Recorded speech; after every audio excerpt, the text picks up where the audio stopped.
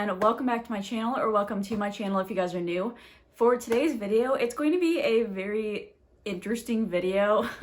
So I've seen a couple of different other YouTubers that are makeup artists do this on their YouTube channels, and it might be a very highly controversial video. I'm going to be talking about pet peeves as a makeup artist. These are the things that just kind of slightly irritate me a little bit as I've been freelancing. Again, please take this with a grain of salt. I absolutely love my career and would not trade it for anything in the world. It's really not meant to be offensive or anything. I'm just kind of trying to make it a fun and relatable kind of video for you guys. Just let me know if you guys like this kind of style of video, because I really want to get to actually know you guys and kind of just be on a more relatable level. So anyways, after this super long intro, I'm going to get onto it here. The first thing that I want to say is that I think it's super disrespectful when people kind of just slide into your DMs in like Instagram or Facebook or something and really just kind of are super direct and don't introduce themselves at all. What are your prices? How much do you charge for this? Are you available this day? Okay, hi to you too. For instance, if I was a client, I would kind of treat it like I'm emailing somebody. So even if it's a direct message to somebody, I would still treat them with respect because they are a professional in their industry. And I would just kind of reach out to them and be like, hey, my name is Julie. I'm looking for a makeup artist in this particular day. I just wanted to know if you had any availability and what your prices were.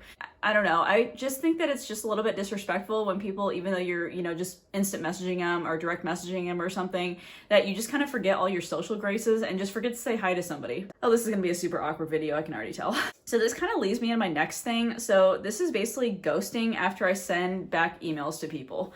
So this is basically when you're, having an inquiry, people reach out to you, and then you maybe just like send them all your info, all your prices, your travel fees, if you're available that day, and you don't hear anything back from them. I've heard this from so many different makeup artists, and to be totally honest, there's nothing you can really do about this. I mean, to me, that kind of seems like a really rude thing because first of all, you took time out of your day to write this whole entire long email and they just never get back to you. So it's kind of like a thing whereas like you could even send an email back to somebody and just be like, hey, thanks for your time. I'm probably not going to use you because either your prices are too high or I've decided to go with somebody else, or hey, I'm just thinking about this, but thank you for the info. Just something like in response to just like either acknowledge that you got my response or just thank me, I guess, for the fact that I responded. Do you know what I mean? For me, it's super important to kind of send these like rejection emails or thank you emails just to say thanks so much for your time, but I will be going in a different direction, but I really appreciate it. Just like a common courtesy, like just as humans, just like a common courtesy. Like I really think people like forget their social graces sometimes when you either DM people or just when you like reach out to people in general. And I don't know, it's just appreciated on our end, So if you're a client, just keep that in mind. Okay, so then next is the clients being super unrealistic about timing. So I think all makeup artists can kind of relate to this on some sort of level. I think clients don't realize that your everyday makeup in like 10 to 15 minutes or so is not what I'm going to be doing on you. If people are paying like a pretty like top dollar for, makeup applications and everything, then obviously I'm going to spend a pretty good amount of time with you. It's just like very unrealistic to expect somebody to have 10 people start at noon and then get done at 4, because then you have 4 hours to do 10 people. There's no way that's gonna happen. I mean, I could make that happen, but it would look like a 5-year-old did your makeup. It's just something that you basically have to kind of explain more in depth to your clients just so they fully understand that you literally need that amount of time to get this many people done. Oh my gosh, I feel like I'm rambling on so much. I'm so sorry, guys. Okay, so next thing is people thinking that you are a plastic surgeon. Not to single people out with this, but this is usually the older clients that this happens with, because they'll sit down in my chair and be like, okay, I want to look about 20 years younger. I want all these wrinkles to disappear and everything. I know what you mean. But I mean, I can smooth things out as much as possible, but like, you're still gonna like look 50 years old after this. I am not a plastic surgeon. I don't do like injections or fillers or anything. It's not gonna look like you're 20 years younger. Okay, so then next is kind of getting more into like pricing. So I guess this is people that are surprised by my travel fee or just in general like what it costs to do makeup. First of all, I don't think people actually realize what it actually takes to be a makeup artist.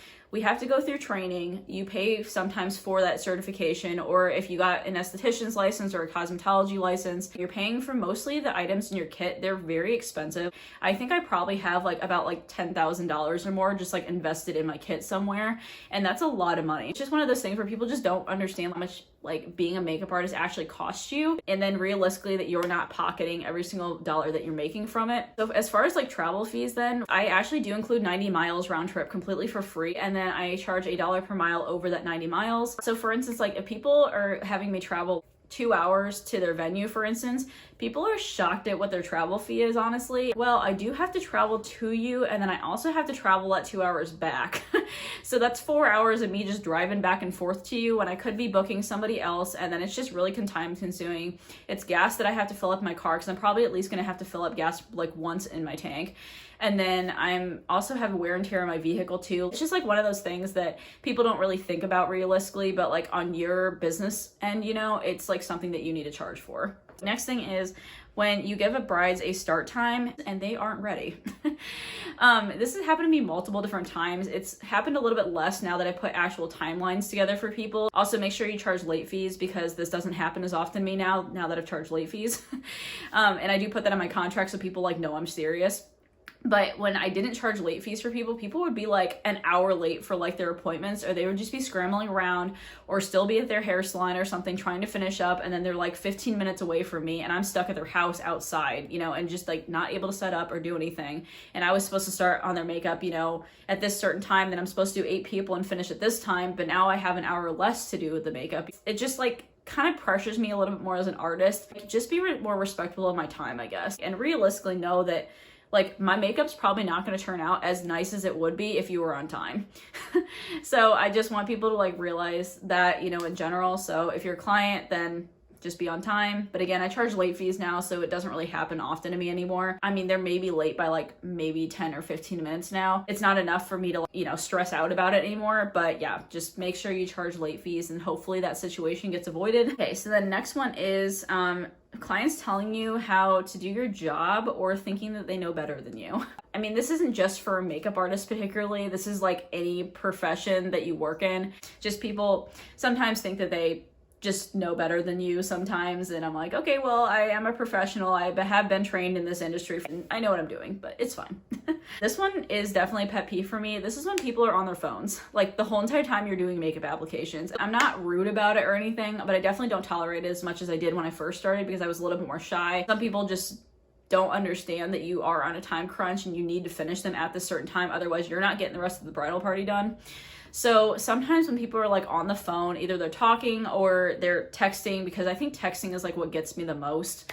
But then talking, they're like right up against their face. Obviously you can't do their foundation that way, so I don't know how they expect you to either, but just politely say, hey, just give me like a half hour of your time, and then you can be on the phone after that. But if it really is an emergency, then I can have you take your phone call somewhere else. And it kind of almost like snaps them back to reality when you say that to them, and they're like, oh my gosh, I'm so sorry, let me just, you know, put my phone down. I'm like, okay, thanks. And then with texting, that's what annoys me the most, because then people are like looking down, and then sometimes when you're doing like under lash mascara or eyeshadow or whatever, and you're having them like, you know, try to look up at the ceiling and everything, then, you know, obviously they're like sitting down looking up and they're doing this whole thing, and you're like, okay, now you're gonna have to put the phone down. This is not like a client thing. This is actually when people outside of makeup artistry, just like everyday people, think that makeup artistry is not a real profession. So I've had several different people now call my profession cute, or be like, hey, that's so cute, you do makeup and whatever. And I'm like, no, I mean, I make pretty decent money off of it, and like I do this, I've trained in it, I've studied in it. It takes, you know, some sort of like schooling or, you know, knowledge to be a makeup artist and have the skill set that I do. It's not something you can just, you know, do in 5 minutes and like learn and obtain, you know what I mean? So when people call it like cute, it's just like a really like degrading and like undermining thing. And I honestly think that this probably is like one of the things that pisses me off the most. I don't understand why being a makeup artist is less of a profession than like a doctor or a lawyer. It's not anything less than those professions, but for some odd reason people just think it's like a cute profession, and you're just playing around with makeup and you just do makeup on friends, and like it's a really fun thing for you to do as a side thing. And I'm like, no, this is what I do. It's, you know, my career. I want to do this for my life. Please tell me in the comments if anybody else has like called your profession cute, or they just didn't take it as like a real profession. Obviously it's not like a top dollar profession where you have to, you know, do like several years of schooling for it, but it's still a profession. It's still something you make pretty decent money off of, and people are like shocked when I tell them how much money I can make off of a wedding sometimes. And I just don't think that people like actually take it seriously, because they don't think that, you know, makeup's a serious thing, but I mean, it's something you can be super successful in if you try. The next pet peeve that I have is basically people like either DMing me or emailing me or something about questions that I already have answered on my website, or just in general, like not looking on my website before they contact me. I pay like $100 for this website every single year. Like I pay good money to have this website, and for people to like not use it or use the resources that are on the website just gets me a little bit. I literally have a whole entire bridal FAQ section, a whole entire page like dedicated to just frequently asked questions for my brides. It's probably covered literally every single question that a bride's like ever asked me in my lifetime of being a freelance artist. I now have a whole entire price list on there. I have my bridal FAQs. So I mean, it has literally all the resources. The only thing they'd actually need to reach out to me about now is availability. Okay, so the next thing that doesn't really happen that much anymore now that I'm farther on in my career, but people used to do this all the time to me when I first started out as a freelance artist, and this honestly pissed me off so much, guys. Like, I cannot tell you how much it got to me. This is when your clients try to negotiate with you about your prices. I don't know when the last time you were in a grocery store or just a retail store in general and you tried to negotiate about the price of a lipstick or bananas. When does that ever happen? You don't negotiate with people over prices. For instance, if you go to like your hairstylist at a salon, do you ever try to negotiate their prices? No. You pay the prices that they have set because that's the prices that they charge for their services. That's the prices that they feel like they're worth. With people like negotiating prices, that's honestly probably the most like disrespectful thing you could possibly do to somebody. And I literally will like not take any jobs from people if they try to negotiate prices, because first of all, that's just setting me up for failure. And then second of all, it's setting me up for not getting paid from them. And then third of all, it's just setting me up for not having a good experience with them. And plus, why would you want to work with somebody who like already doesn't have respect for you in your industry and just doesn't have like any respect for you as a person? Do you know what I mean? So if you are a potential client, please do not negotiate with any sort of pricing with your makeup artist or anything, or any like professionals that have some sort of service that they're charging. We have these prices set in stone for a reason. I'm trying not to get too worked up about this, but like it's just like so disrespectful, and I don't know.